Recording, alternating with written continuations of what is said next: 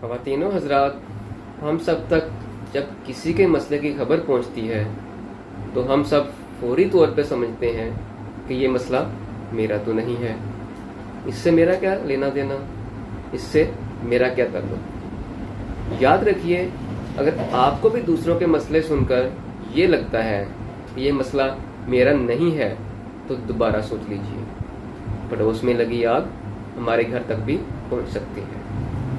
तो इसकी मिसाल मैं आपको एक कहानी की सूरत में सुनाता हूँ।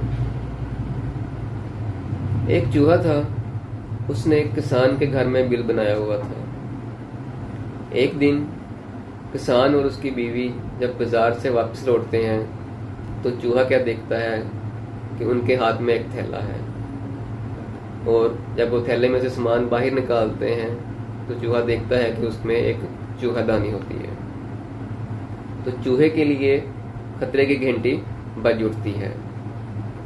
तो चूहा बेचारा इस परेशानी को लेके सेहन में जाता है और कबूतर से ये बात डिस्कस करता है और उसे बताता है कि किसान और उसकी बीवी चूहादानी लेके आए हैं। कबूतर उनकी ये बात सुन के हंसता है और कहता है कि ये तो तुम्हारा मसला है, मेरा इससे क्या लेना देना, या मेरा इससे क्या ताल्लुक।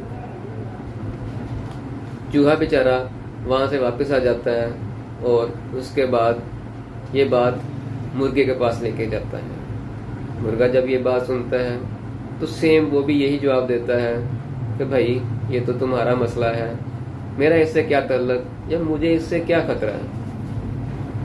चूहा वहाँ से वापस आ जाता है और वो ये बात जाके बकरे को बताता है।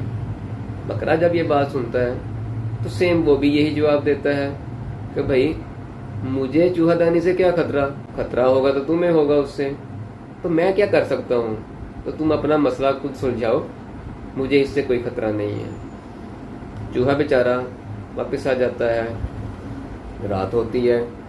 किसान की बीवी रात को चूहादानी चूहे के लिए लगा देती है। आधी रात का वक़्त होता है। टिक की आवाज़ के साथ लोग घर वाले सारे उठ जाते हैं और किसान की बीवी देखती है कि चूहादानी में कोई चीज़ फंस गई है।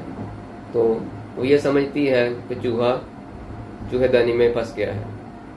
वो अंधेरे में चूहेदानी को जब हाथ लगाती है तो एक सांप जो उस चूहेदानी में फंसा होता है वो उसके हाथ पे डस लेता है। सारे घर में शोर मच जाता है, हर किसी की भाग दौड़ मच जाती है और किसान की बीवी दर्द से बिलबिला रही होती है।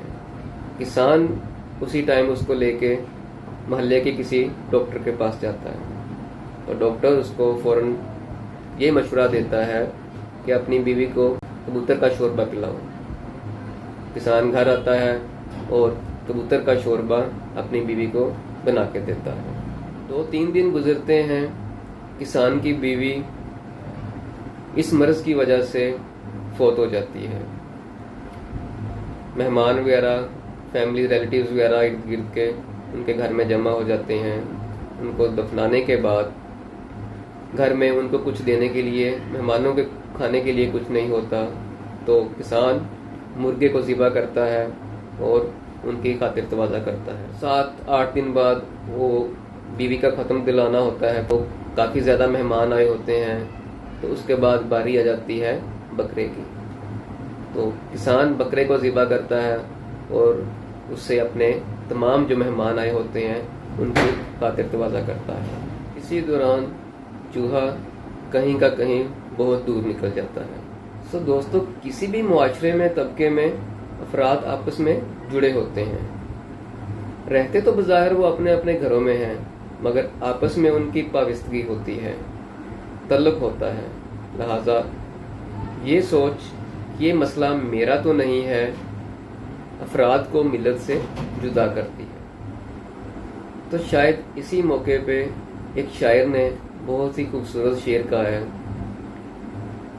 हवा ही ऐसी चली है हर एक सोचता है, हवा ही ऐसी चली है हर एक सोचता है, तमाम शहर जले एक मेरा घर न जले। सो ज़ात पात, रंग नस्ल, ان سب سے ماورا جب بھی کسی پہ تکلیف آئے تو اس تکلیف کو محسوس کیجیے، اور اس تکلیف کو دور کرنے میں اگر کوئی کردار ادا کر سکتے ہیں تو ضرور کریں، یا ان کے لیے دعا کر دیجیے اور خدا کا شکر ادا کیجیے کہ خدا نے آپ کو ابھی اس مسئلے سے محفوظ رکھا۔ میری دلی دعا ہے اللہ رب العزت آپ کو اور آپ کے اہل خانہ کو ہر مسئلے سے ہمیشہ محفوظ رکھے، اور آپ ہمیشہ ہنستے بستے اور سدا آباد رہیں۔